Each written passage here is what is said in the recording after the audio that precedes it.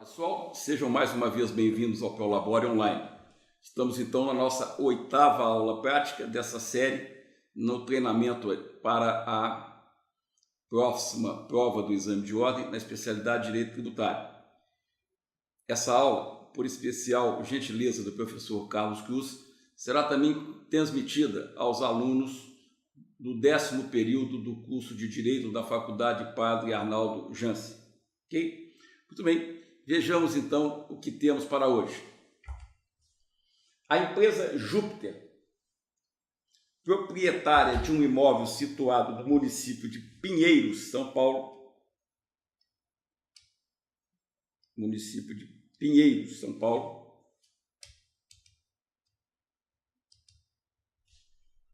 ajuizou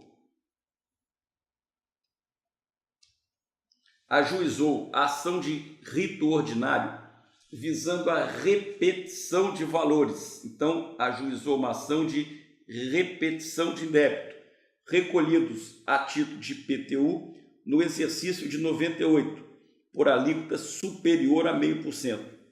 Para tanto, alegou-se a inconstitucionalidade da fórmula introduzida pela Lei Municipal número 9999 de 97, que previa a cobrança do tributo pelo regime de alíquotas progressivas de 0,5% a 3%,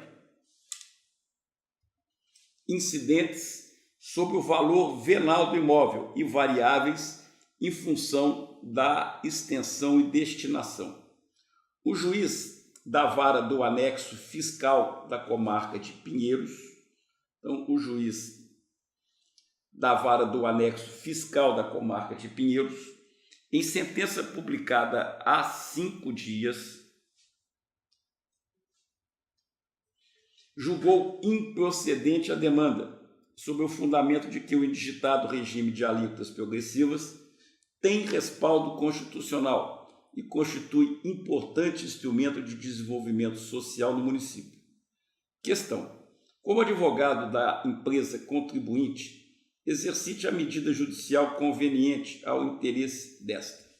Muito bem, pessoal, o que nós temos aqui é uma decisão, uma sentença que foi publicada há 5 dias e julgou improcedente a demanda, sob o fundamento de que o indigitado regime de alíquotas progressivas é constitucional. Claro? Ora, senhores, em relação ao IPTU, nós temos uma mesma situação envolvendo o artigo 145, parágrafo 1º da Constituição. O IPTU é um imposto real, ou seja, incide sobre a coisa.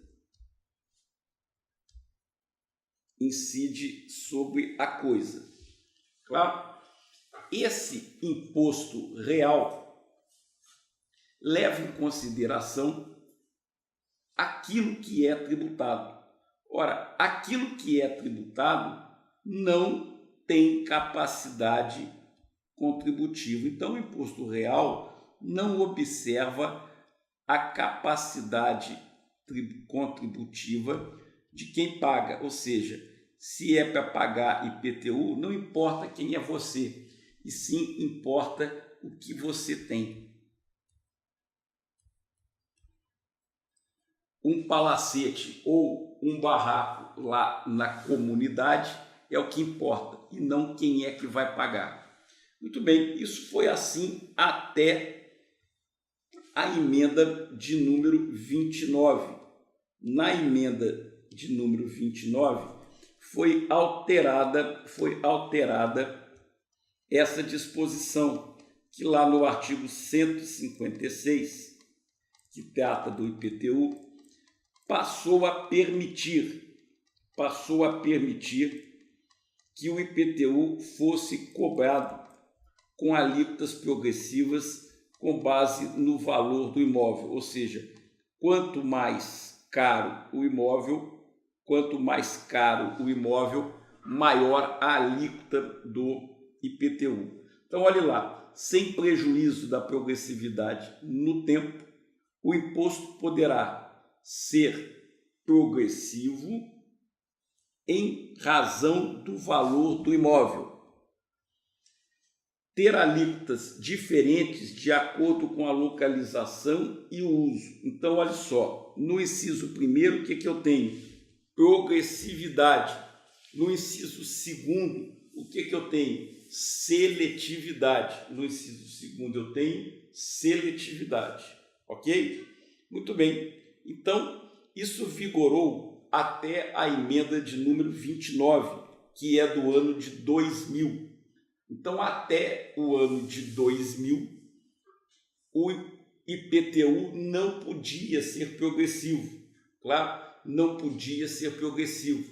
Isso já está sumulado numa súmula do STF. Claro? Muito bem.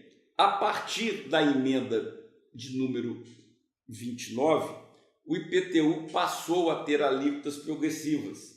Quero dizer com isso que o IPTU deixou de ser imposto real? Não, ele continua sendo imposto real, só que ele agora pode ser um imposto real com alíquotas progressivas, ok?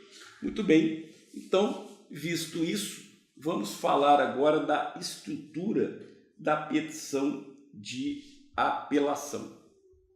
Olhe lá, os autos aonde foram proferidos a sentença estão na primeira instância. Então, vamos colocar aqui, autos estão na primeira instância.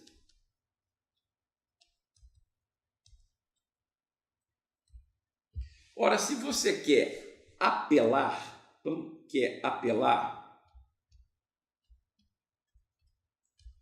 diga ao juiz: ó, quero apelar. A hora que você diz que quer apelar, essa sua apelação vem para os autos. O juiz fica sabendo e manda ouvir a parte contrária.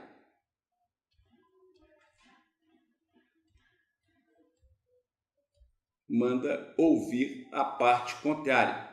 A parte contrária se manifesta nos autos. Então, olha lá, o juiz manda ouvir a parte contrária se manifesta nos autos. Tudo isso é juntado nos autos e os autos são remetidos para o Tribunal de Justiça.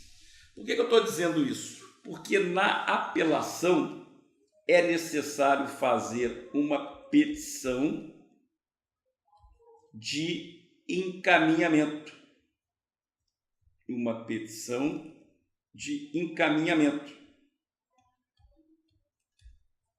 Que será dirigida ao juiz de primeiro grau. Claro? Então, esse é um detalhe na apelação que nós temos que observar, ok? Muito bem, se nós já vimos, então, qual é a nossa matéria de defesa, nós vamos, então, preparar a nossa petição da apelação, juntar nos autos da primeira instância, esperar que o juiz ouça a parte contrária e mande tudo para o tribunal, aonde haverá julgamento. Ok? Muito bem.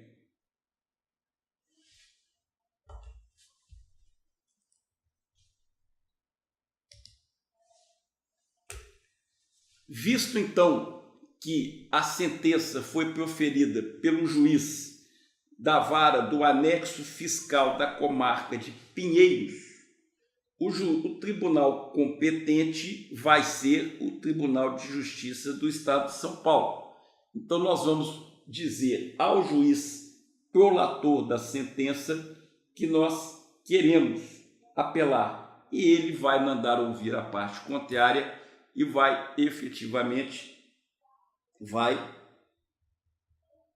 remeter os autos com as razões de apelação e as eventuais contra-razões para o tribunal. Muito bem, vamos dar então aquele intervalo regulamentar de 1h40 para que você faça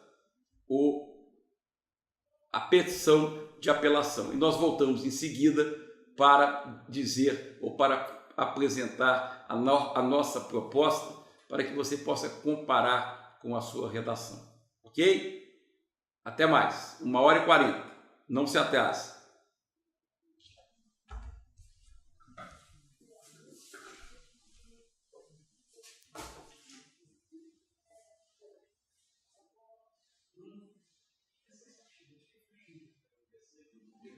Concentrar aqui. Eu escuto aqui dentro.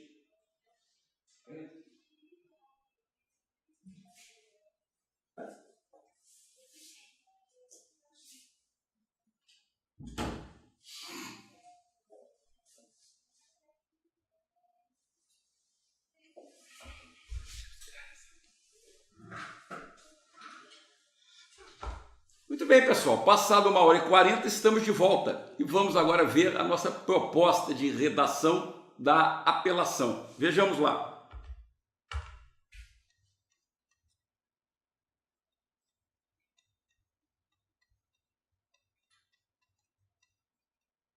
Olha lá, primeiro a nossa petição de encaminhamento. Excelentíssimo senhor, juiz de direito da vara do anexo fiscal da comarca de Pinheiros, São Paulo, porque esse é o juiz prolator da sentença. Vou identificar os autos, olha aqui, vou identificar os autos, claro, porque essa petição vai ser encartada nos autos que estão na primeira instância. Vou dizer quem sou, de uma forma simplificada, olha lá, empresa Júpiter Limitada, pessoa jurídica de direito privado com sede na rua tal, em Pinheiros, São Paulo, inscrita no CNPJ, sob o número tal, vem a presença de Vossa Excelência, interpor apelação. Interpor apelação. Com arrimo no artigo 513 do CPC, 513 do CPC, em virtude de sentença proferida nestes autos, e o faz nos termos das razões anexas. Pede que, recebido esse recurso e seus regulares efeitos, seja dada a oportunidade à parte apelada para que apresente suas contrarrazões, se assim o desejar. Esgotado o prazo para apresentação com ou sem as contrarrazões, sejam os autos enviados ao egrégio Tribunal de Justiça do Estado de São Paulo, para que ali tenham regular processamento e julgamento, junto o comprovante do recolhimento do preparo. Pede deferimento, Pinheiros, assinatura do advogado. Aqui acabou a minha conversa com o juiz de direito. Aqui acabou a minha petição de encaminhamento. Agora começa a minha conversa com o tribunal. Agora começa a exposição dos motivos pelos quais eu desejo apelar, ok? Então vejamos agora a nossa conversa com o tribunal. Olhe lá, ao egrégio Tribunal de Justiça do Estado de São Paulo, digo quem sou o apelante, quem é o apelado, quais são os autos de origem. Digo das razões de apelação. 1. Dos fatos. A apelante é proprietária de imóvel urbano situado no município de Pinheiros, São Paulo, e no ano de 98 recolheu o valor relativo ao IPTU, calculado com alíquotas progressivas, alíquotas essas que variam de 0,5% a 3%, conforme a localização e destinação do imóvel, nos termos da Lei Municipal 9999 de 97. Repare que essa lei é anterior à edição da Emenda Constitucional de número 29, que foi publicada em 2000.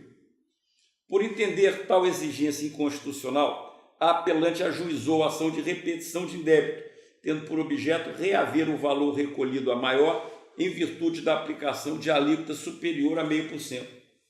O magistrado de primeiro grau julgou improcedente os pedidos formulados naquela ação. Vamos tirar aqui o a pedidos, tá? Os pedidos formulados naquela ação. Por não concordar com a respeitável sentença, a apelante deseja ou vem recorrer a esse egrégio tribunal. São os fatos. Muito bem, disse os fatos para o tribunal, agora eu vou contar por que eu quero a reforma. Ao decidir, o magistrado fundamentou seu entendimento dizendo que o indigitado regime de alíquotas progressivas tem respaldo constitucional e constitui importante fundamento de desenvolvimento social no município.